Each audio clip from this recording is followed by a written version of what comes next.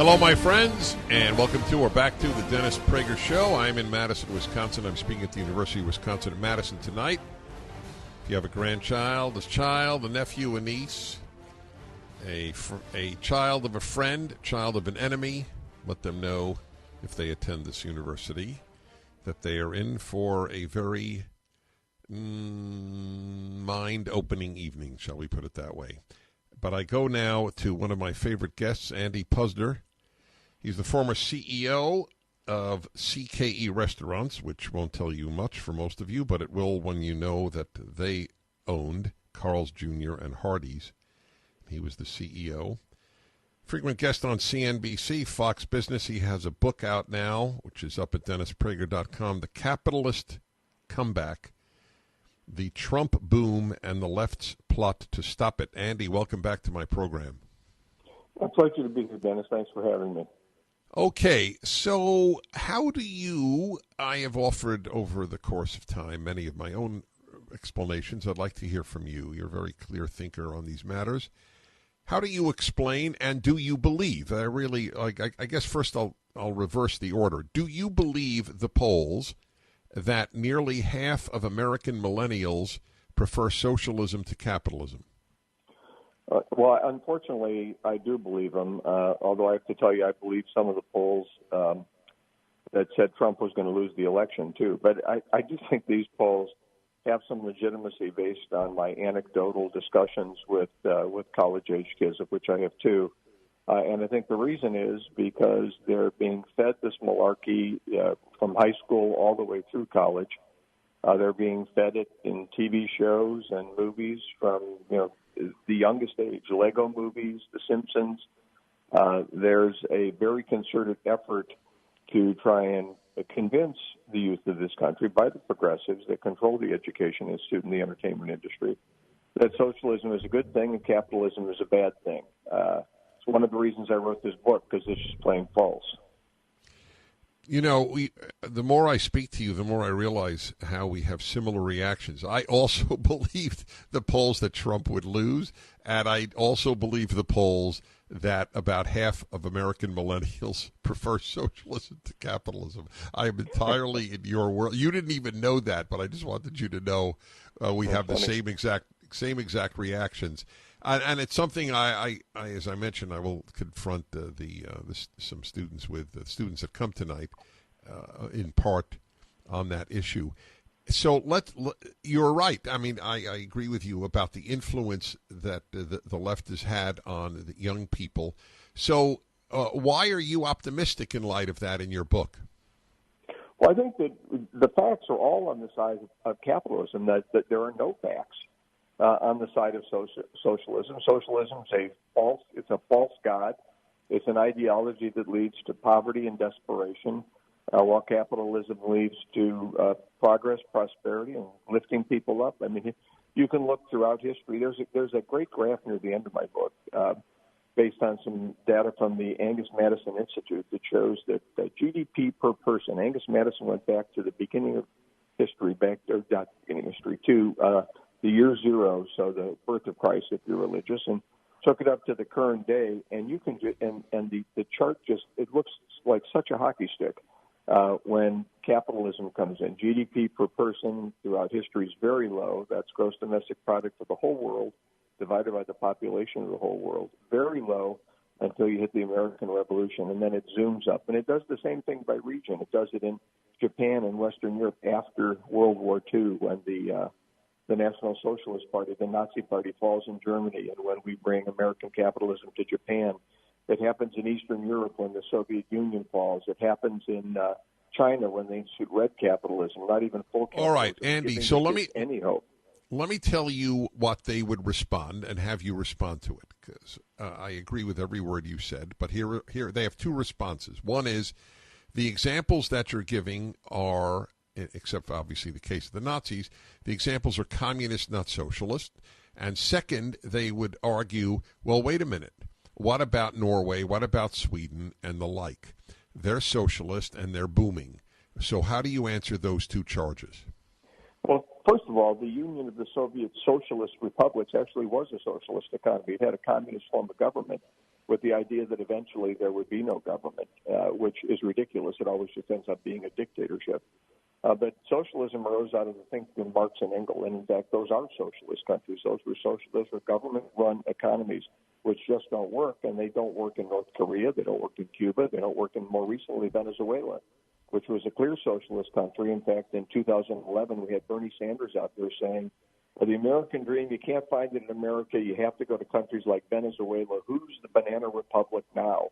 Well, here we are, 7 years later.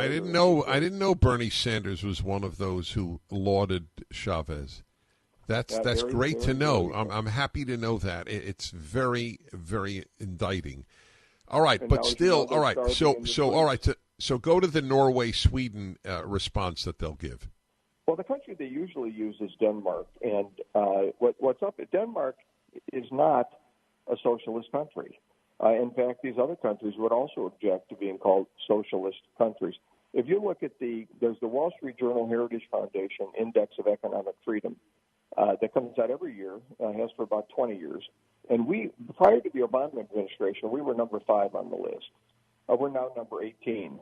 Denmark is number 12.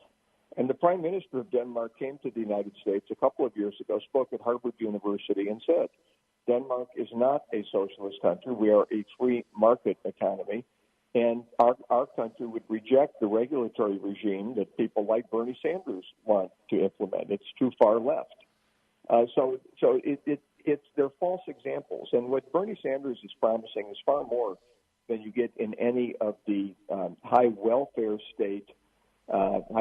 benefit states in Europe. He wants to give, basically everything to everybody for free. There's no money to do that. Even if you look at Denmark or Sweden, there are basically no wealthy people. There's no dynamic economic growth. These are not countries that are doing particularly well. They're countries that survive. They're small. They're homogeneous. But you got to look also at the examples of this welfare state socialism down in Spain and Italy and Greece, where it basically bankrupted the country. So these arguments are false arguments. These are not the kinds of governments that Sanders and Warren are supporting. And it's unfortunate that the Democratic Party has come under the spell of these progressive socialists, because it used to have proud capitalists like John F. Kennedy. Even Bill Clinton he did raise taxes when he took office, but he then apologized, said he raised them too much. He reformed welfare. He deregulated the banks. He cut capital gains taxes. He balanced the budget, and he intentionally shrank the size of government. He said very famously in the speech, the era of big government is over. You couldn't find, and there's a lot of reasons not to like Bill Clinton, but you couldn't find a Democrat that would make any of those statements today. That's entirely accurate. Taken over by the left wing. You, Andy Puzder, is my guest. His book is The Capitalist Comeback. And you make the point that traditionally Americans had no problem with the word profit, not the biblical one, but the economic one. And now it's just the word itself is immoral to many Americans. I just want to tell you, I just gave some lectures in Australia, and I took a picture of a big poster on the side of a tram, and it was against medicine for profit. The idea that people would profit from medicine was just odious. It was a perfect example of the type of thinking. And I remember I said to my wife, we were both there, and I said, I want people to profit from making people healthy. I don't have, there's no emotional cell in my body that thinks that there's something wrong with that. Well, there's nothing wrong with making profit. In fact, I will tell you kind of a funny backstory, which is, as I began to write this book and was talking to the publisher, this was back in early to mid 2016, before the election. I did think Hillary Clinton was going to win, and the name of the book was going to be The Death of Profit, not the capitalist comeback, but that after 8 years of Obama and 8 years of Clinton, the American dream would be dead. Look, there's nothing wrong with having the inspiration to make a profit in anything. The inspiration to make a profit comes from the desire to improve your life and your family's life. And the way you do that, even if you're providing medical care or you're making burgers, or you're doing a radio show, or you're making grocery products for a grocery store.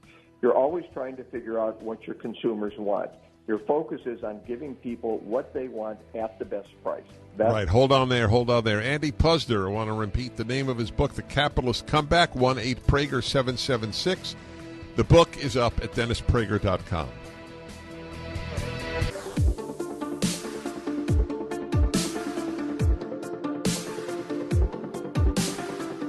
Back to Andy Puzder, former CEO of Carl's Jr and Hardees, and frequent guest on CNBC and Fox Business. His brand new book is The Capitalist Comeback, the Trump Boom and the Left's Plot to Stop It.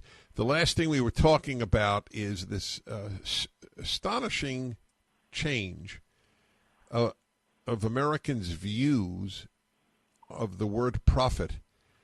And as if there's something inherently wrong, that there's something noble. So if you say you will, I guess I will do medicine for free versus I would like to be paid for my services.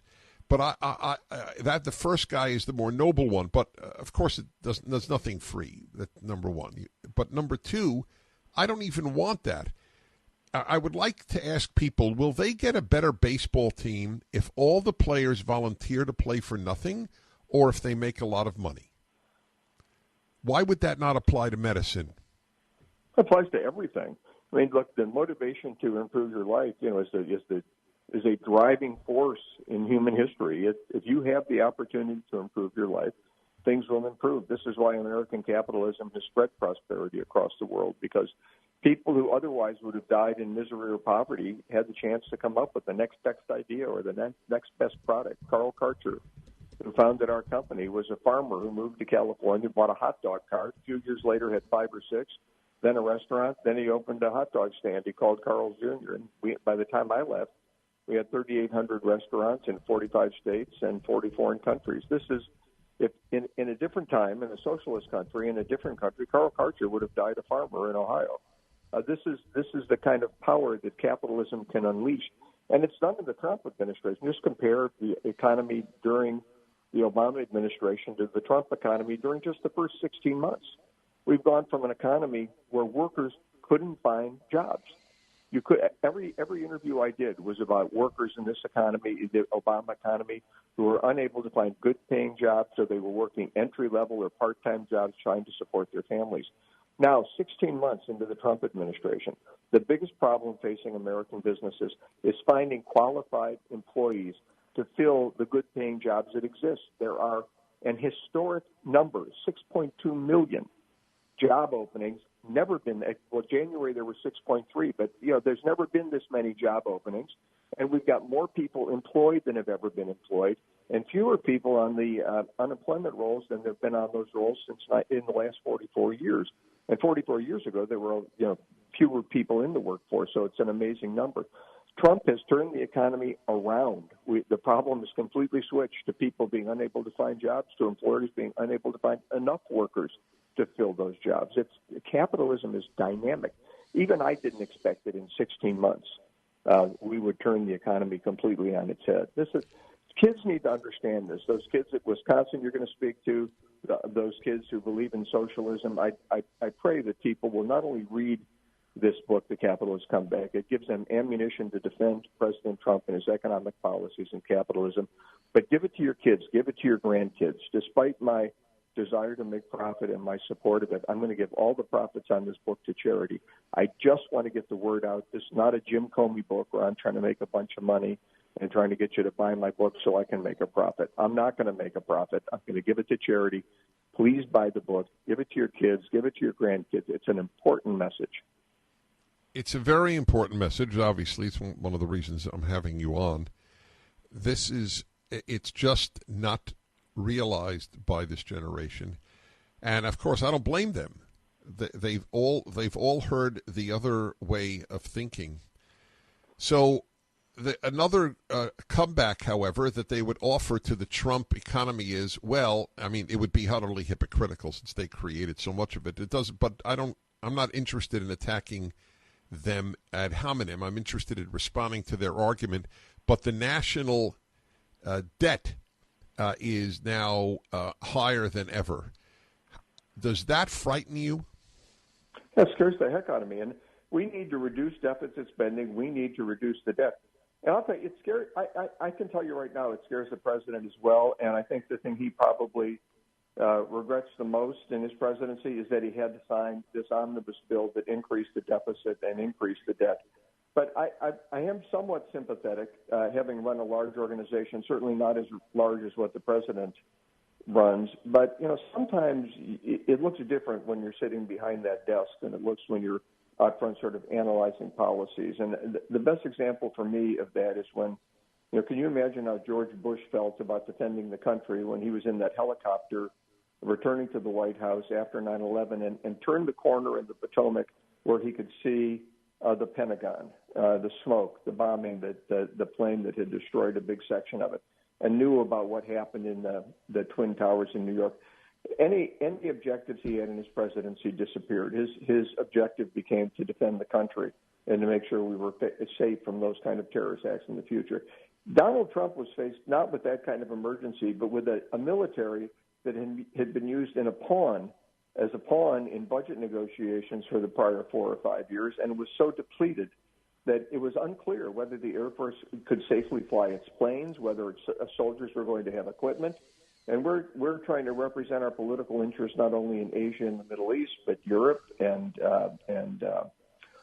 with China. And so it was important to get the military rebuilt. And I think he was willing, in this one instance, to sacrifice what he believed with respect to the deficit and the debt to get that money for the military. And I got to tell you, it's easy to criticize that, and I hate to see the debt and deficit increase, but we need a strong military, or that I'm with you. Andy Puzder, it is always great to have you on. His book is The Capitalist Comeback, The Trump Boom and the Left's Plan to Stop It. All the proceeds are going to charity, but as probably is clear from what I said earlier, if every nickel went to you, I would endorse it just as strongly. Well, thank you much. Thank you very much. Always a pleasure to be on your show and to hear your show. You do a wonderful job. That's really coming from you. That's a big deal. Thank you, sir. Andy Puzder, the book, The Capitalist Comeback. I'm going to take calls, and I have some thoughts on the McDonald's young woman that I was interacted with last night here in Wisconsin. 1-8-PRAGER-776. Hello, my friends. You're listening to the Dennis Prager Show. I'm in Wisconsin, as I mentioned earlier, to speak at the University of Wisconsin-Madison tonight. Driving to Madison last night from Chicago, where I had some meetings for Prager University, I was about about midnight, and there weren't many places open to get anything, but there was a McDonald's, so to speak, in the middle of nowhere, and I went to get an iced coffee, and they only had the ordering ability. What do you call that again? With the windows, and you couldn't go inside, but it's fine. It's just drive in, drive up, drive by, drive through, and the young woman. There was a young woman, a white young woman, who took my order or gave me my food. There were, one takes your order, one gives you your food, and she was somewhat heavy. And I would say she was, early 20s, and is extremely polite, of course, as I would expect. And I thought two things when I drove away. One is that whenever you leave big urban areas in the United States, you find that the jobs that immigrants take, or immigrants have, to be more neutral, that immigrants have, and which are so often ascribed to, well, Americans, they're just jobs Americans wouldn't have. Every time I go to a more rural place, it's in fact, I find Americans do take it, whether they're black or white. And this was one of the thoughts that I had, and I have that repeatedly when I leave big urban centers. And the other is, I was thinking, she's working very hard. This is midnight, not an easy time. This obviously has the late night shift. And she's recognizably overweight, not just a normal overweight, not obese either, but overweight. And I was thinking, if one were to say that this young woman has white privilege, I mean, what would you say? Would anybody say that compared to let's say a black student at UCLA, or for that matter here at Wisconsin, the University of Wisconsin, who has a greater privilege? She obviously is not wealthy. She's working midnight at McDonald's. She's not in college, or she might be. I take that back. I don't know. I didn't ask her. I take that back. She might be. It's not an advantage for a young woman to be overweight to the extent that I would have noticed like that. And she's hardworking, and God bless her. I only wish her happiness, obviously. But the first thing you think of when you look at her is not white privilege. The average black student at an elite college like UCLA or University of Wisconsin, that's pretty privileged. I mean, I wonder how many of them are working night shifts at McDonald's. I suspect very few. It's one of the many lies that the left perpetuates. Leftism has no regard for truth. Never did, never will. If you have regard for truth, you're not on the left. You're a liberal, that's possible. You're conservative, is possible. You're a centrist, is possible, but not a leftist. It's just another lie that permeates our society. White privilege. The last thing I identified with this young woman. I keep thinking about that. Who has more privilege? The average black student at the University of Wisconsin or UCLA, let alone Harvard or Stanford, or the white girl working at McDonald's at midnight here in Wisconsin last night? Who has more privilege? What are they talking about? The left has created the vast majority of all racial tensions in the last 30 years. I mean, it's a creation of the left, the black left and the white left. If you're happy about America, the left loathes you. The left has contempt for you. If you think this is the finest country or anything near it, they consider you a deplorable idiot. Anyway, these are some of the things I will be telling the students tonight. Let's go to Rich in Los Angeles. Hello, Rich. Thank you for calling.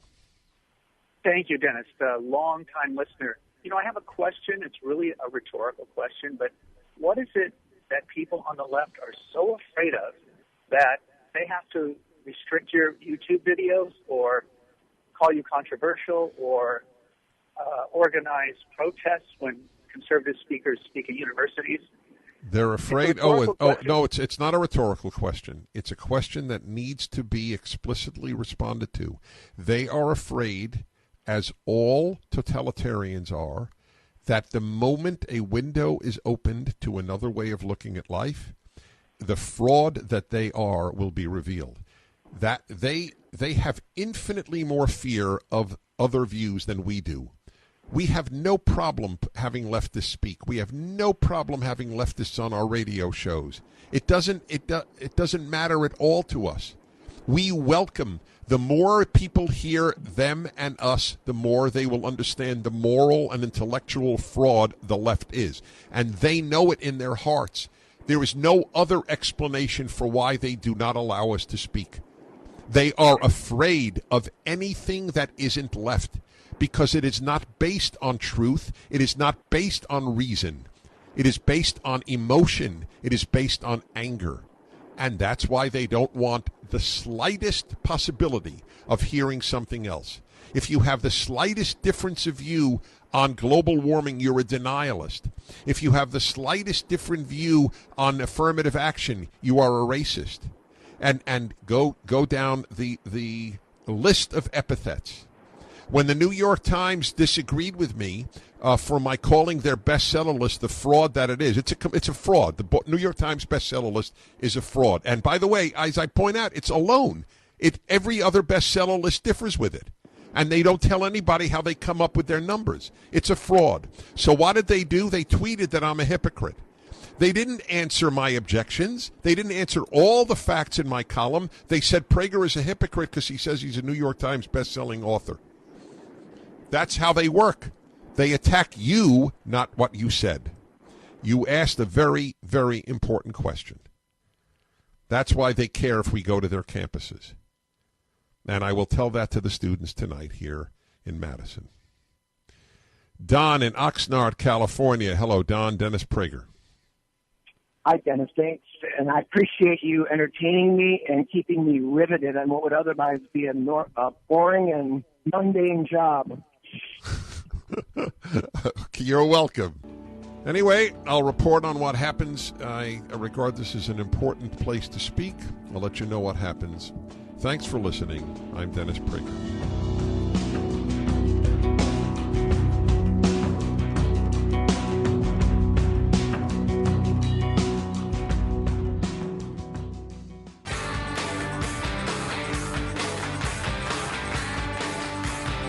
Is it a slow news day?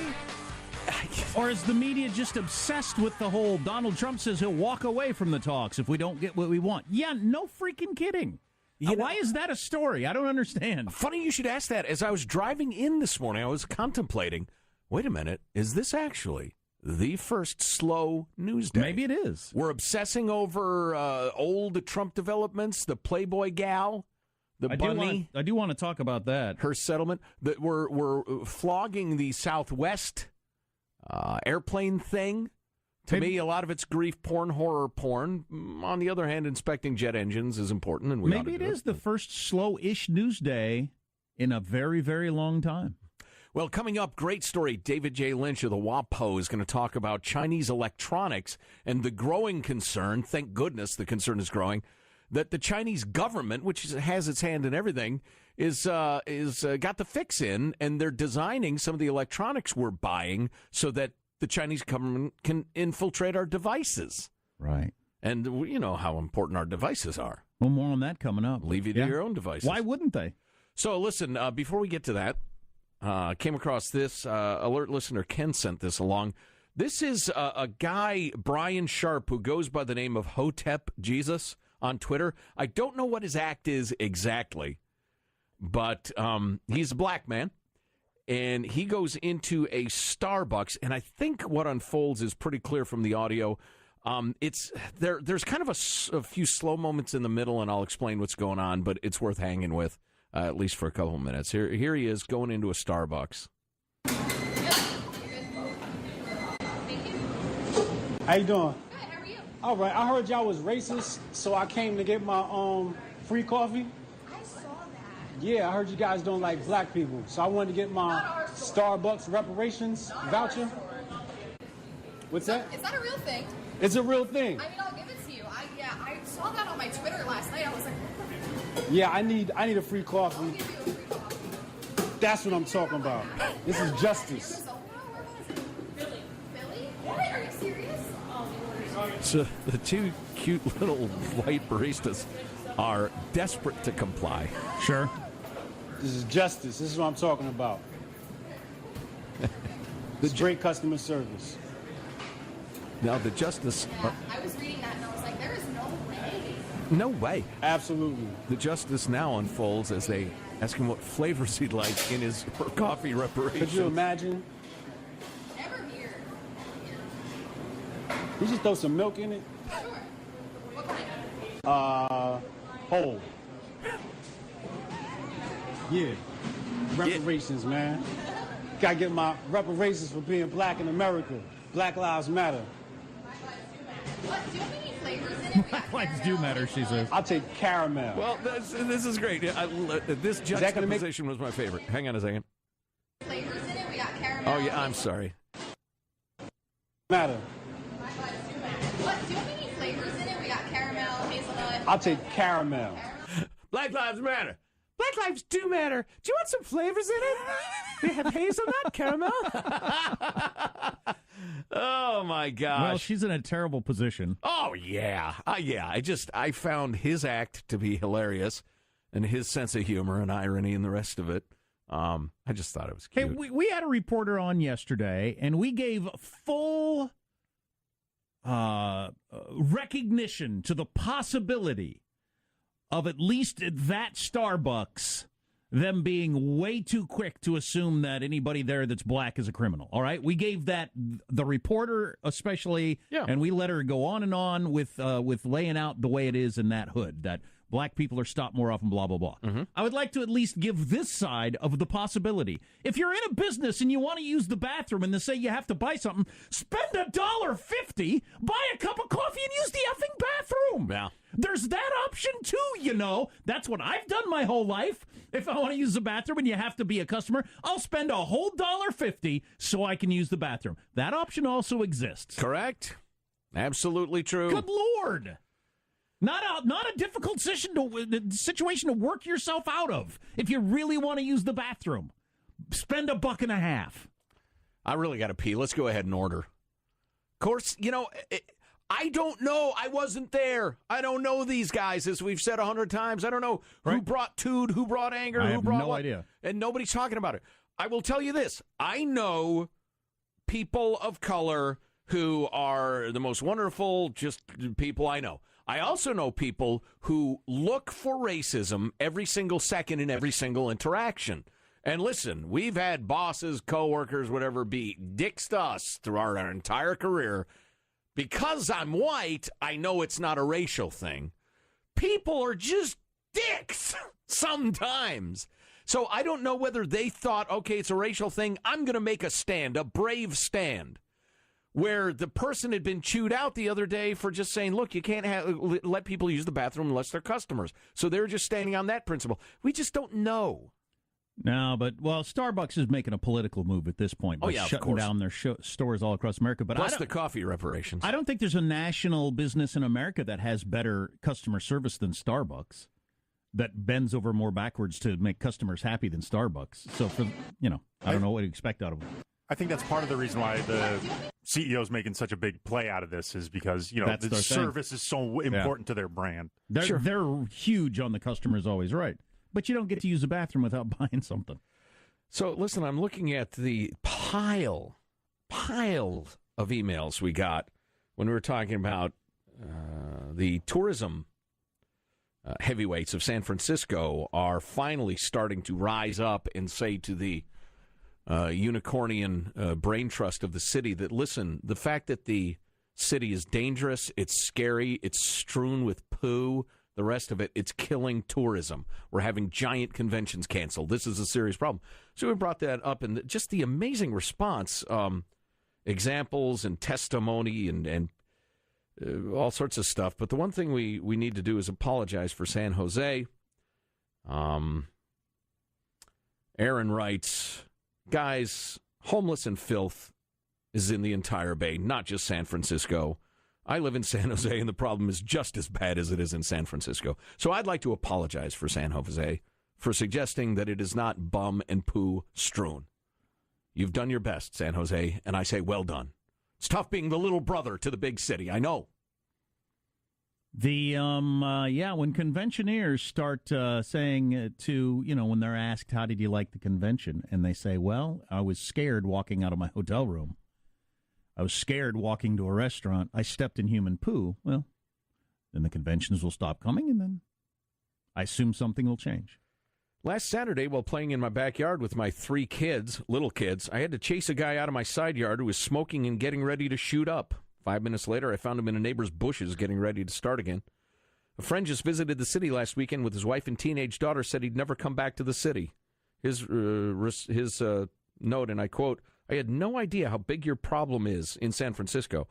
We were just wandering around, ended up in probably the scariest area I've ever walked through in all my travels, including post-collapse Albania. Hordes of people stumbling and walking around, harassing us as we went, et cetera, et cetera. Very scary. Needles, people shooting up, urinating, human feces. Very similar to what I saw when visiting Saigon in 2002. Wow. Crazy.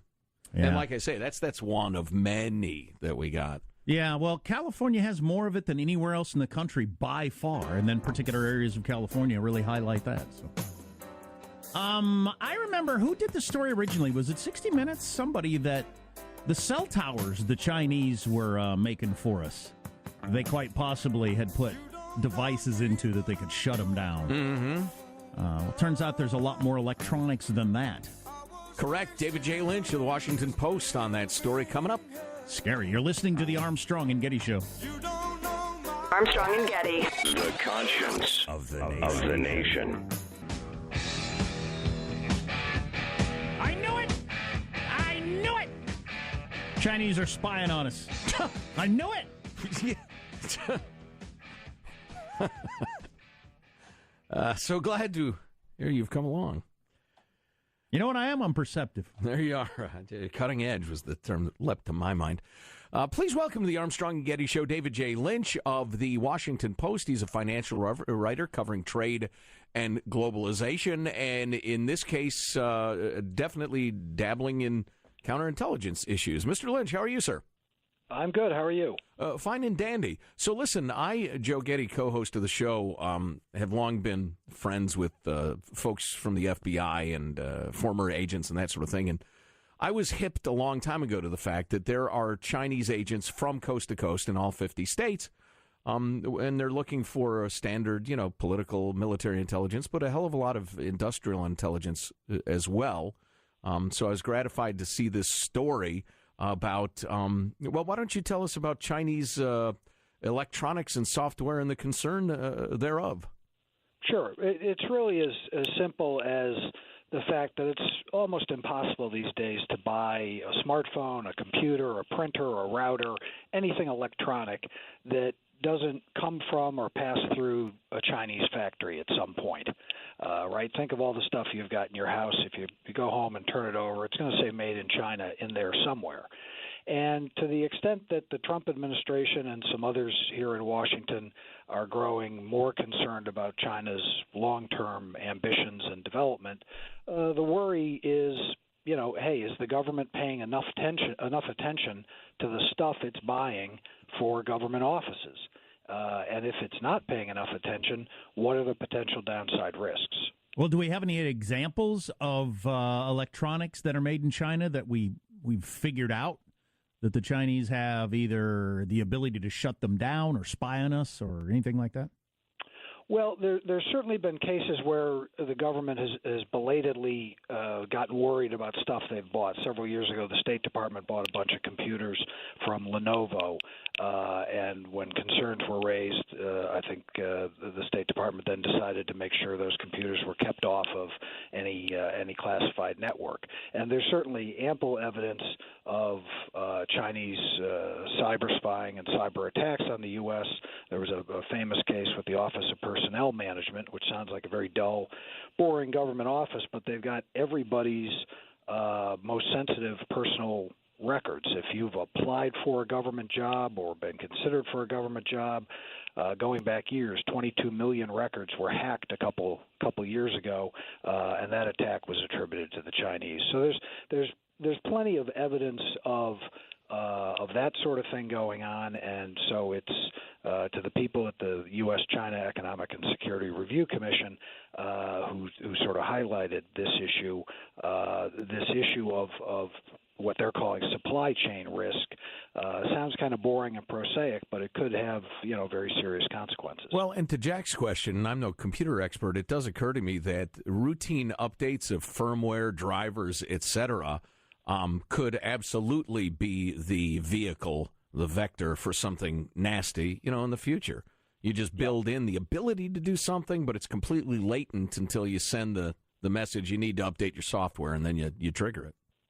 Yeah, it's a growing concern, and it's not that there's no attention being paid to this. It's that, as is often the case in the government, you've got sort of a stovepipe approach where one agency is going about it one way, another agency might be doing a terrible job, a third agency might be doing a mediocre job, and there's no consistency and there's no central authority whose job it is to make sure this is being done, that there's some effort to ensure or guarantee the security of the stuff that's being bought. And so one of the recommendations in this study that we reported on this morning is that Congress designate somebody in the government, maybe the General Services Administration or more likely the Department of Homeland Security, to be responsible and then be accountable if something goes wrong. You know, we don't look at China as a foe the way we did the Soviet Union for a lot of good reasons, but they're hell bent on taking over the world.